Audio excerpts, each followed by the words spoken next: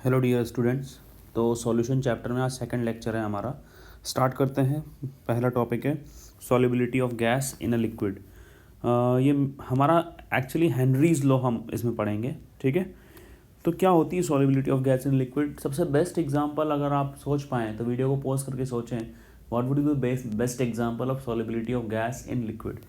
तो जो daily life में आपका जो एग्जांपल है वो आती है कोल्ड ड्रिंक, ठीक है। जब भी आप कोल्ड ड्रिंक का कैप खोलते हैं तो आपको एक गैस के निकलने की आवाज़ आती है, ठीक है। और जब उसको पीते हैं आपको एक बहुत अच्छा टेस्ट आता है। तो वो अच्छा टेस्ट क्यों होता है? क्योंकि जो cold drink is nothing but a simply sugar water, and in that sugar water CO2 is dissolve at high pressure. तो जब आप कैप खोलते हैं तो वो हाई प्रेशर से गैस रिलीज होती है, इस वजह से आपको वो आवाज़ आती है। अब हाई प्रेशर पर उसको क्यों भरा जाता है? ताकि हाई प्रेशर पर CO2 जो है उस शुगर वाटर में अच्छे से डिज़ोल्व हो सके। लोअर टेम्परेचर पे क्यों भरा जाता है? ताकि वो CO2 जो है उस शुगर वाटर में अच्छे से डिज़ोल्व हो सके। तो ये सब चीज़ें किसने समझाई? ये सब चीज़ें समझाई हेनरीज लॉ ने, ठीक है।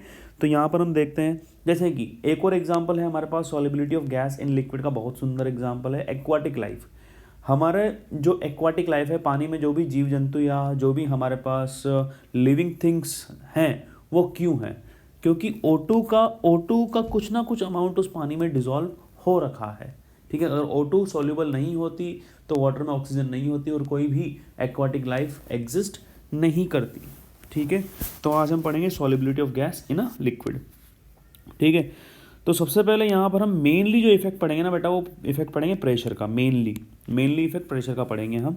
तो ये देख पा रहे हो आप यहाँ पर शुरुआत में हमारे पास वेट कम रखा हुआ है, तो यहाँ पर कम particles of gas, less particles of gas are dissolve in this liquid, is it और नॉट?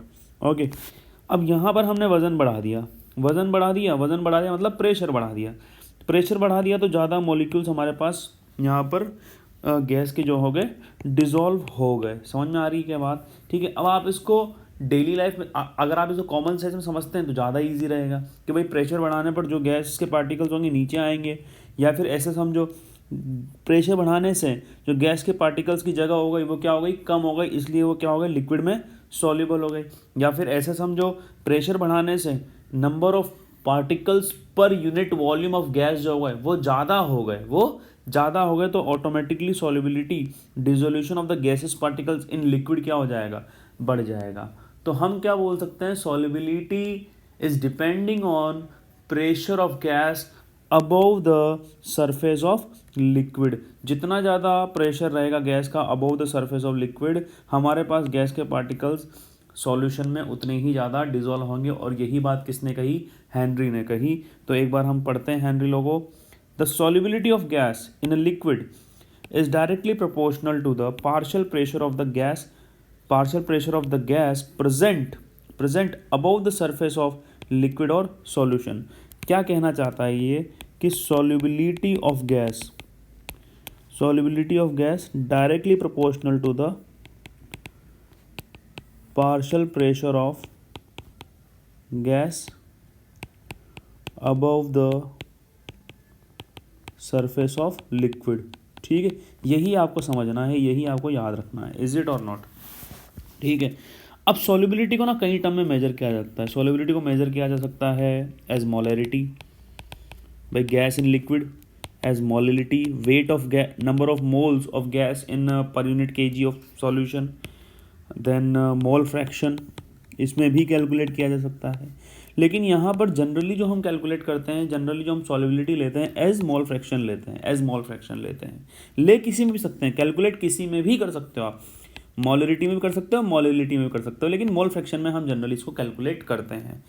तो if mole fraction of gas in a solution taken as measure of solubility, then the Henry's law state that, कुछ नहीं है कि हमारे पास the mole fraction of gas, अब solubility की जगह क्या आ जाएगा? मोल फ्रैक्शन आ जाएगा। तो mole fraction of gas in the solution is proportional to the partial pressure of the gas over the solution. कुछ नहीं किया, यहाँ पर सॉल्युबिलिटी की जगह क्या आ गया? मोल फ्रैक्शन आ गया, इज इट और नॉट? ठीक है। तो most commonly form of the Henry law हम क्या कह सकते हैं कि भाई यहाँ पर मोल फ्रैक्शन रख दिया, यहाँ पर पार्शियल प्रेशर रख दिया, तो हम क्या बोल सकते हैं? द पार्शियल प्रेशर, इसको कुछ नहीं किया, यहाँ से इसको यहाँ पर ले आए, इसको यहाँ पर ले आए, और फिर अब पढ़ रहे हैं हम हेनरी लॉ कि अब उसको क्या बोला जा सकता है। तो commonly used form of the Henry law is, ये इंपॉर्टेंट है, the partial pressure of the gas in vapour phase, partial pressure of the gas in vapour phase, in vapour phase मतलब जो ओवर द सॉल्यूशन है, ठीक है, is proportional to the mole fraction of the gas in the solution, मतलब ये partial pressure okay directly proportional to the mole fraction of the gas which is in the solution, is it और not, ठीक है। तो directly proportional रहेगा, directly proportional रहेगा हमारे पास, और फिर जब प्रोपोर्शनलिटी हटाएंगे तो यहाँ पर क्या आएगा बेटा, एक कांस्टेंट आएगा जिसको हम क्या बोलेंगे, हेनरीज लॉ कांस्टेंट। ये बात समझ में आई क्या, कोई दिक्कत है इस चीज़ में किसी प्रकार की? हेनरीज लॉ कांस्टेंट होता है, कभी कभी आपसे ये भी पूछा जाएगा किस किस पर डिपेंड करता है। हेनरीज लॉ कांस्टेंट डिपेंड करता है हमारे पास नेचर ऑफ गैस पर, nature of gas, nature of solution या सॉल्वेंट, जो भी आप बोल दो उसको, सॉल्वेंट, ठीक है।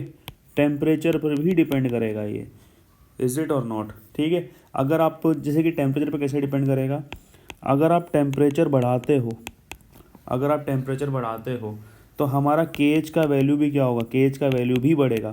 केएच के वैल्यू बढ़ने से क्या होगा, के मैं बता देता हूँ, P इज इक्वल टू के एच एक्स, तो x क्या हो जाएगा, P अपॉन के एच। अगर टेम्परेचर, जैसे कैसे याद रखोगे इसको, टेम्परेचर बढ़ने से, टेम्परेचर बढ़ने से क्या होगा, गैस की काइनेटिक एनर्जी, गैस मॉलिक्यूल की काइनेटिक एनर्जी बढ़ेगी, टेम्परेचर बढ़ाने से गैस मॉलिक्यूल की काइनेटिक एनर्जी बढ़ेगी। इनकी काइनेटिक एनर्जी जैसे ही बढ़ी तो ये लिक्विड सरफेस को क्या करेंगे, छोड़ना शुरू करेंगे, लिक्विड सरफेस को छोड़ना शुरू कर देंगे, मतलब सॉल्युबिलिटी क्या हो रही है, कम हो रही है।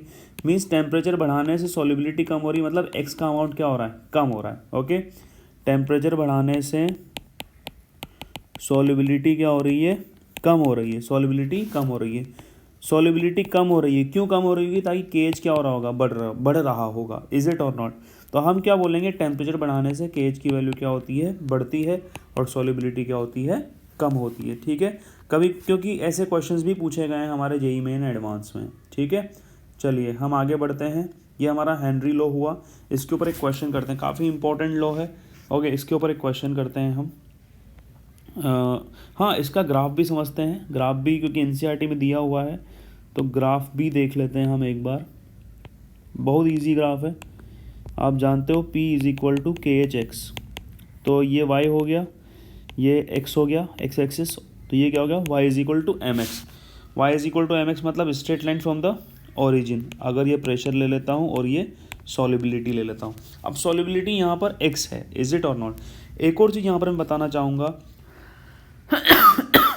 सॉरी, अगर आपसे पूछा जाए इस एक्सप्रेशन को लेते हुए केएच की यूनिट क्या होगी, इस एक्सप्रेशन को लेते हुए केएच की यूनिट क्या होगी, तो इसके बारे में अगर चर्चा करें तो देखो, ये है प्रेशर और ये है मोल फ्रैक्शन। मोल फ्रैक्शन जो होता है बेटा यूनिटलेस होता है, पता है हमें, पढ़ रखा है, ठीक है। मोल फ्रैक्शन हमारा यूनिटलेस, तो मैं क्या बोलूँगा, the unit of KH is equal to what, unit of pressure, unit of pressure, unit of pressure जैसे कि हमने क्या बोल दिया, एटीएम हो गया, बार हो गया, पास्कल हो गया, न्यूटन पर मीटर स्क्वायर हो गया, कुछ भी हो सकता है, इज इट और नॉट, mmHg हो गया, कुछ भी हो सकता है।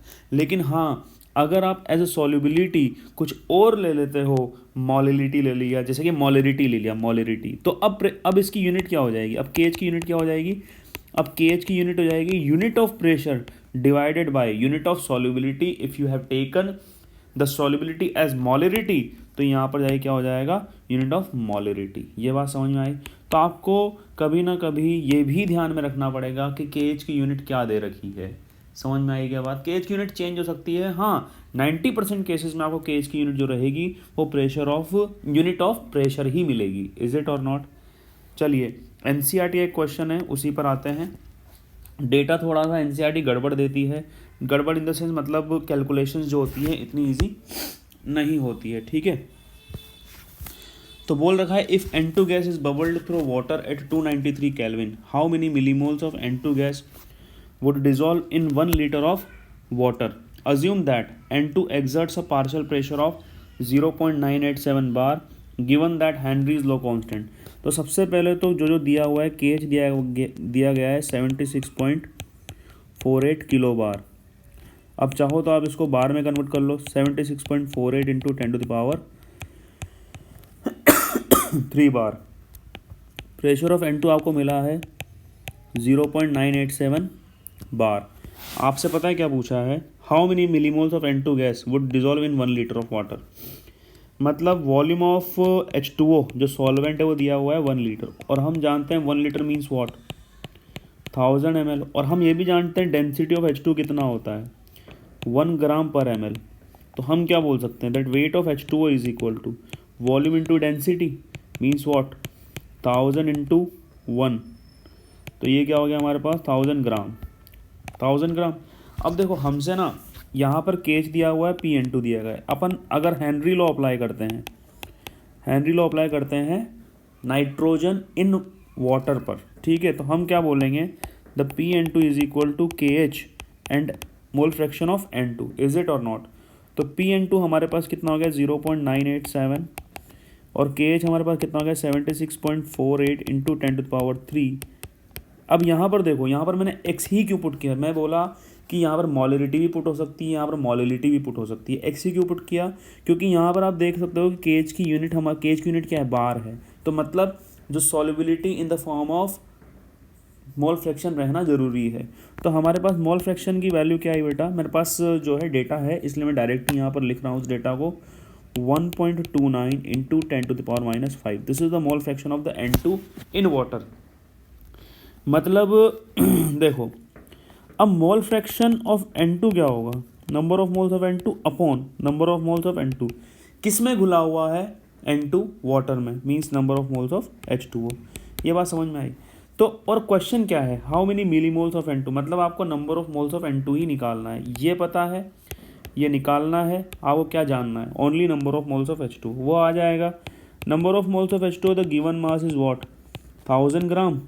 मोलार मास ऑफ H2O कितना आता है 2 into 1 plus 18, sorry 2 into 1 plus 16, कितना हो गया 18। तो 18 ग्राम पर मोल, ये हमारे पास कितना आ जाएगा 55.55 मोल, इज इट और नॉट। तो इसकी वैल्यूज़ हम यहाँ पुट करते हैं 1.29 into 10⁻⁵ is equal to number of moles of N2 upon number of moles of N2 plus 55.55। अब आपको एक चीज़ थोड़ी सी यहाँ पर ना अजम्पशन लेना पड़ेगा। अजम्पशन क्या लेना पड़ेगा कि भाई ये वैल्यू बहुत छोटी है, ये वैल्यू बहुत छोटी है, तो ये वैल्यू बहुत ज़्यादा बड़ी होनी चाहिए। अब आपको 55.55 देखते हुए तो लग रहा है, सुनो वापस सुनो, ये वैल्यू बहुत छोटी है, तो इससे क्या निकल के सामने आता है कि या तो ये वैल्यू भी छोटी होनी चाहिए और ये वैल्यू बहुत बड़ी होनी चाहिए। अब 55.55 देखते हुए तो ये तो नहीं लग रहा है कि ये वैल्यू बड़ी होने वाली है, तो हमें क्या छोटा करना पड़ेगा, the number of moles of N2। So we can take this value, the assumption that number of moles of N2 with respect to number of moles of H2 is very less. So we can say that this approximately equal to 55.55 only. तो हम क्या बोल सकते हैं 1.29 into 10⁻⁵ is equal to number of moles of N2 divided by 55.55। तो number of moles of N2 कितना हो गया हमारे पास, ये हो गया सॉरी 1.29 इंटू 55.55। तो number of moles of N2 हमारे पास हो गया 7.16 इंटू 10⁻⁴ मोल। अब मिली मोल में कन्वर्ट करने के लिए इसको क्या करो, 1000 से मल्टीप्लाई कर दो, -4 इंटू 10⁻³ मिली मोल। तो कितना हो गया 0.716 millimole. So this is the answer. ठीक है, अच्छा क्वेश्चन था, समझने वाला क्वेश्चन था, जेई मेन लेवल का क्वेश्चन था, और एनसीईआरटी के सॉल्व एग्जाम्पल में ये दिया गया है। ओके, मैं 1 मिनट में आता हूँ।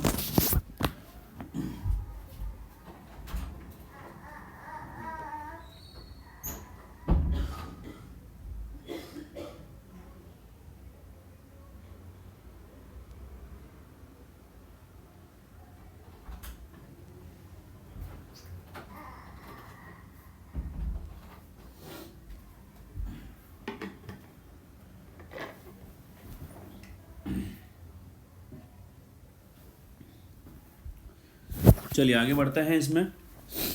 नेक्स्ट टॉपिक है हमारा vapour pressure of liquid liquid solution. ठीक है, ये हेनरी लॉ हमने ख़त्म कर दिया है। अब आते हैं हम दूसरे टॉपिक पर, राउल्ट लॉ, जो कि काफ़ी इंपॉर्टेंट है, vapour pressure of liquid liquid solution. तो देखते हैं आज हमारे पास वेपर प्रेशर में कितना हो पाता है। देखिए, वेपर प्रेशर एक्चुअली होता क्या है, सबसे पहले तो ये बात करते हैं, what is the vapour pressure. ठीक है, थोड़ा जानिए वेपर प्रेशर को। जैसे कि मान लीजिए ये कोई भी कंटेनर है, इसमें हमारे पास ना बेटा लिक्विड है। अब आप जानते हैं, आपने 9th क्लास में एक चीज़ पढ़ी है, evaporation. The tendency of liquid to go in vapour phase, the tendency of liquid to go in vapour phase is known as evaporation at any temperature. सबसे इंपॉर्टेंट बात क्या है, एट एनी टेम्परेचर। जैसे कि बॉइलिंग और evaporation में फ़र्क समझना। बॉइलिंग की डेफिनेशन क्या है, the temperature at which the vapour pressure becomes equal to the atmospheric pressure और the temperature at which the first bubble of the liquid is formed. और फर्स्ट बबल कब फॉर्म होगा, जब वेपर प्रेशर किसके बराबर हो जाएगा, एटमॉस्फेरिक प्रेशर के बराबर हो जाएगा, उसको बॉइलिंग पॉइंट बोलेंगे। इवेपोरेशन के साथ ऐसा नहीं है। हाँ, और बॉइलिंग पॉइंट में लिक्विड जो होगा ना, टेंडेंसी बहुत ज़्यादा हो जाएगी उसकी वेपराइज होने की। ठीक है, इवेपोरेशन में ऐसा नहीं है। इवेपोरेशन में क्या सीन है, जो लिक्विड हमारा है हमेशा उसके मॉलिक्यूल्स में कुछ ना कुछ काइनेटिक एनर्जी है और हमेशा वो एटमॉस्फेयर में जाने की टेंडेंसी रख रहा है एट एवरी टेम्परेचर। हाँ, 0 केल्विन पर नहीं, 0 केल्विन पर एंट्रोपी जो होती है वो 0 होती है। ठीक है, 0 केल्विन पर ऐसा नहीं होगा। बाकी हर टेम्परेचर पर लिक्विड का मॉलिक्यूल जो है अपनी कुछ काइनेटिक एनर्जी रखता है, और अपनी कुछ काइनेटिक एनर्जी रखेगा तो वो वातावरण में या एटमॉस्फेयर में जाने की टेंडेंसी रख रहा है, मींस वो इवेपोरेट हो रहा है। तो इवेपोरेट होकर लेट से उसने यहाँ पर जो है उसके गैसियस मॉलिक्यूल्स यहाँ पर आ गए, इनको बोलेंगे वेपर। इज इट और नॉट? अब आ गए तो ये वॉल के कंटेनर से टकराएंगे, खुद से कोलाइड करेंगे। इज इट और नॉट? टकराएंगे, खुद से कोलाइड करेंगे। तो इसमें क्या होगा, फोर्स पर यूनिट एरिया लगाएंगे, इससे क्या होगा, यहाँ पर कुछ प्रेशर जनरेट होगा और इस प्रेशर को हम क्या बोलेंगे, वेपर प्रेशर बोलेंगे। इतना इजी नहीं है, ठीक है, जितना इजी तरीके से मैंने समझाया है। कुछ इस तरह होगा कि शुरुआत में at time T is equal to 0 पर लिक्विड के मॉलिक्यूल्स का जो है एटमॉस्फेयर में जाने की, एज वेपर जाने की टेंडेंसी क्या रहेगी, ज़्यादा रहेगी, क्योंकि यहाँ पर हमारे पास वेपर मॉलिक्यूल शुरुआत में बिल्कुल भी नहीं है। और साथ ही में वेपर उस टेम्परेचर पर वो जो कंपोजिशन है, वो जो केमिकल है, वो वेपर में नहीं रहना चाहता, वहाँ इतना स्टेबल नहीं है, तो वो वापस से लिक्विड में आने की टेंडेंसी रखेगा, लेकिन कम, क्योंकि यहाँ पर जो है लिक्विड सैचुरेटेड है। तो शुरुआत में वेपर में जाने की टेंडेंसी ज़्यादा है, लिक्विड में आने की टेंडेंसी कम है। अब धीरे धीरे यहाँ पर भी वेपर का अमाउंट बढ़ रहा है, तो यहाँ पर भी वेपर में जाने की टेंडेंसी क्या हो जाएगी, कम हो जाएगी, और यहाँ पर बढ़ जाएगी। इज इट और नॉट? एक टाइम ऐसा आएगा, the number of molecule which are going in vapour phase and the number of molecule which are coming to liquid phase, the rate is same. तो यहाँ पर हमारे पास क्या हो जाएगा बेटा, एक इक्विलिब्रियम इस्टेब्लिश हो जाएगा, एक इक्विलिब्रियम जो हो जाएगा इस्टेब्लिश हो जाएगा। और वहाँ पर इस इक्विलिब्रियम पर यहाँ पर जितनी वेपर रहेंगी उनका प्रेशर ही क्या कहलाएगा, वेपर प्रेशर कहलाएगा उस पर्टिकुलर टेम्परेचर पर। समझ में आई क्या बात? Okay, very important, it is very important. तो हम क्या ले सकते हैं, vapour pressure, the pressure exerts by vapors at equilibrium formed over the liquid surface at particular temperature। समझ में आई क्या बात? कोई दिक्कत है इस चीज़ में? हाँ, जैसे कि एक एग्जांपल मैं आपसे पूछना चाहूँगा मैं, थोड़ा सा दिमाग लगाना इसमें, पॉज करके, जस्ट अ मिनट।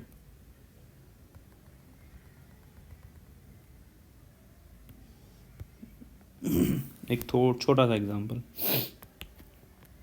मान लीजिए ये एक छोटा कंटेनर है, एक छोटा कंटेनर है, ये एक बड़ा कंटेनर है।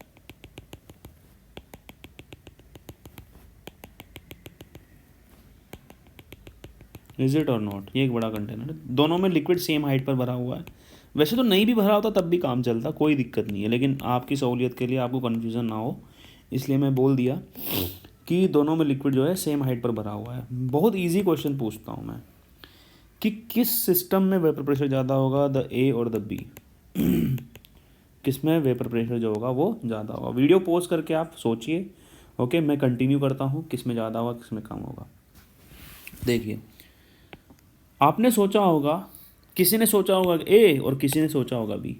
मैं दोनों ही कारण बताता हूँ कि ए किसी ने क्यों सोचा होगा, बी किसी ने क्यों सोचा होगा। जिसने ए सोचा होगा वो क्या सोच के सोचा होगा, लेट्स से कि यहाँ पर जो है ये वॉल्यूम ज़्यादा है और हम जानते हैं P inversely proportional to V।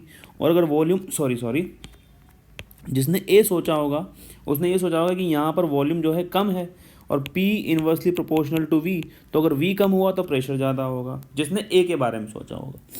जिसने बी सोचा होगा उसने ये सोचा होगा कि यहाँ पर जो है सरफेस एरिया ज़्यादा है तो वेपर पार्टिकल ज़्यादा बनेंगे, और वेपर पार्टिकल ज़्यादा बनेंगे तो P directly proportional to number of particles, तो प्रेशर यहाँ पर ज़्यादा हो जाएगा।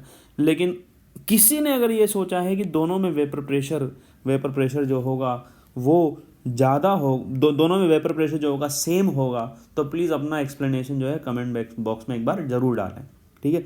फिर भी मैं यहाँ कंटिन्यूली आपको समझा रहा हूँ कि दोनों में वेपर प्रेशर जो होगा वो सेम क्यों होगा। Okay, this is the only right answer कि दोनों का वेपर प्रेशर जो होगा वो सेम होगा एट द सेम टेम्परेचर। सुने भाई क्यों होगा। अगर आपने बोला कि यहाँ पर वॉल्यूम कम है तो बेटा यहाँ नंबर ऑफ पार्टिकल्स भी तो कम बन रहे हैं। इज इट और not? PV is equal to NRT, तो P is equal to N by V RT, temperature constant, R constant. तो अगर यहाँ पर हमारे पास V कम है और प्रेशर उसके कारण ज़्यादा हो रहा है तो नंबर ऑफ मोल्स भी तो कम है, उसके कारण प्रेशर कम भी तो होगा। समझ में आ रही है क्या बात? ठीक है। और अगर आप यहाँ ये बोलना चाहते हो कि सर यहाँ पर जो है नंबर ऑफ पार्टिकल्स ज़्यादा बन रहे हैं, तो नंबर ऑफ पार्टिकल्स अगर ज़्यादा बन रहे हैं तो क्या प्रेशर ज़्यादा होगा? नहीं, अरे भैया यहाँ वॉल्यूम भी तो बढ़ गया तो उसके कारण प्रेशर भी तो कम हो जाएगा। समझ में आ रही बात? तो ये दोनों फैक्टर जो है ना एक दूसरे को नेग्लेक्ट कर देते हैं, एक दूसरे को नलीफाई कर देते हैं, और यहाँ पर वेपर प्रेशर जो रहेगा वो क्या रहेगा, दोनों का सेम रहेगा फॉर द सेम लिक्विड। तो पता है, एक लाइन हमेशा ध्यान में रखना कि vapour pressure for a liquid depends only on temperature. इसके अलावा कुछ लाइन ध्यान में मत रखना, वेरी इंपॉर्टेंट लाइन, ठीक है, क्योंकि इससे क्वेश्चन सॉल्व होते हैं हमारे। तो अगले ही लेक्चर में हम राउल्ट फ्लो पढ़ेंगे। राउल्ट फ्लो में बहुत सारी चीज़ें पढ़ेंगे, पूरा Raoult law, ideal, non ideal वगैरह वगैरह, ठीक है। Okay, thank you to all, keep watching Chem Pipe and subscribe the channel, share with your friends. Thank you.